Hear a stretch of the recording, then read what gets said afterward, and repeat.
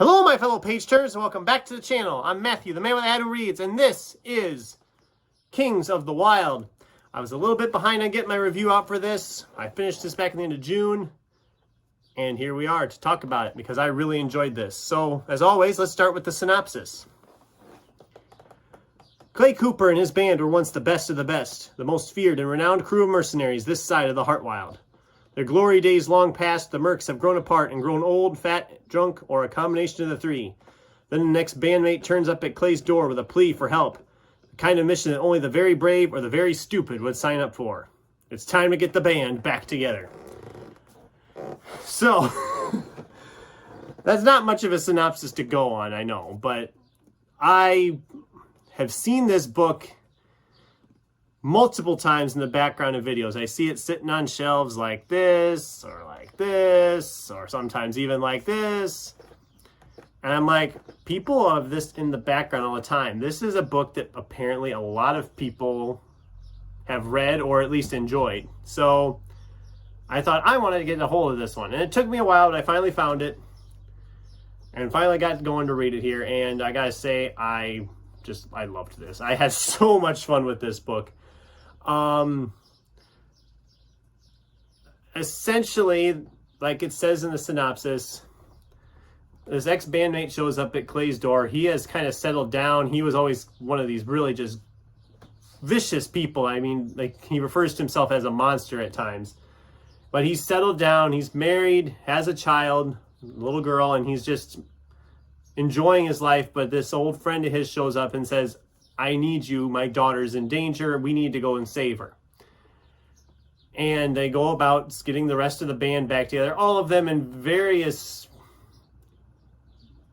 things going on in their lives. One has been frozen into stone for the last 20 years. One has become a king whose queen has had 5 children, but none of them are his because she's fooling around behind his back all the time. I mean, there's just a lot of stuff going on in this book. The characters are a lot of fun. All of them are a lot of fun. And there's a lot of imagination going on. This world it feels like we've been to this world multiple times, but we're getting kind of glossed over everything, which some people probably wouldn't like. I actually thought it was kind of entertaining. You don't need to go in with all these different terms or anything. You're dumped in and said, here you go, figure it out, and it's fun that way. I had a lot of fun with it. I know some people don't like the fact that they kind of gloss over certain things, and I know there's people probably don't like. Actually, I know of one person in particular who said they didn't care for how everything seems like a coincidence. They get out of situations very simple, very easily. But I actually look at this as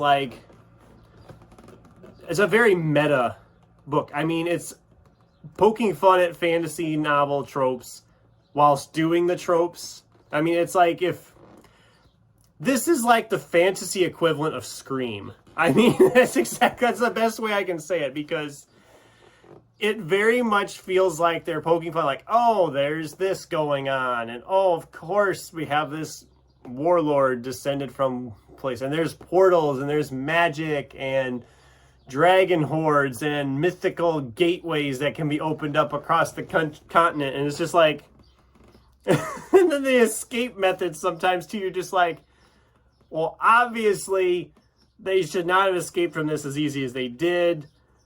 But like I said, it's literally poking fun at all those fantasy tropes we either love, hate, or love to hate. And it does it the same way. And I really enjoyed that about it. I really respect it for that. There is a sequel called Bloody Rose, I believe it's called. And I'm not sure if it's a direct sequel or if it's just more in this world with some of the characters, because Bloody Rose is barely in this book. She's mentioned quite a bit, but we don't actually get to see her until like the end of the book. So it sounds like the sequel is more her story, which I'm curious to dive into. I can't wait to get a hold of that one.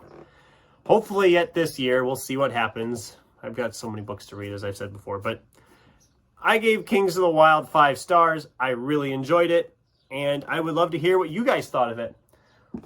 Have you read Kings of the Wyld? Does it sound like something you'd want to read? Let me know what your thoughts were on either of those questions in the comments down below.